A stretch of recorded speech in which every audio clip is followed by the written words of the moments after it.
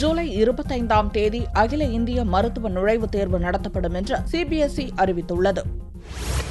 2015-16 கல்வியாண்டுக்கான அகில இந்திய மருத்துவ நுழைவுத் தேர்வை சிபிஎஸ்இ கடந்த மே 5ஆம் தேதி நடத்தியது. நுழைவுத் தேர்வுக்கு முன்னதாக ஹரியானாவில் கேள்வித்தாள் வெளியானதாக எழுந்த சர்ச்சை உறுதியானது. இதையடுத்து நுழைவுத் தேர்வை ரத்து செய்து கடந்த 15ஆம் தேதி உச்சநீதிமன்றம் அறிவித்தது. மீண்டும் நுழைவுத் தேர்வை 4 வாரங்களுக்குள் நடத்தவும் சிபிஎஸ்இக்கு நீதிபதிகள் உத்தரவிட்டனர். ஆனால் 4 வாரங்களுக்குள் நுழைவுத் தேர்வை நடத்த முடியாது என்று சிபிஎஸ்இ உச்சநீதிமன்றத்தில் தெரிவித்தது. இந்நிலையில் ஜூலை 25ஆம் தேதி அகில இந்திய மருத்துவ நுழைவுத் தேர்வு மீண்டும் நடத்தப்படும் என்று சிபிஎஸ்இ அறிவித்துள்ளது. புதிதாக நடக்கவுள்ள நுழைவுத் தேர்வில் புதிதாக விண்ணப்பங்கள் ஏற்றுக்கொள்ளப்பட மாட்டாது என்றும் சிபிஎஸ்இ தெரிவித்துள்ளது. இதனால் மே 3ஆம் தேதி நுழைவுத் தேர்வு எழுதிய அதே 6.3 லட்சம் மாணவ மாணவிகளே தேர்வு எழுத உள்ளனர். 3800க்கும் மேற்பட்ட மருத்துவ இடங்களில் மாணவர்களை சேர்ப்பதற்காக இந்த நுழைவுத் தேர்வு நடத்தப்படுகிறது. நுழைவுத் தேர்வை நடத்தி ஆகஸ்ட் 17ஆம் தேதிக்குள் தேர்வு முடிவை வெளியிட வேண்டும் என சிபிஎஸ்இக்கு உச்சநீதிமன்றம் காலக்கெடு விதித்துள்ளது.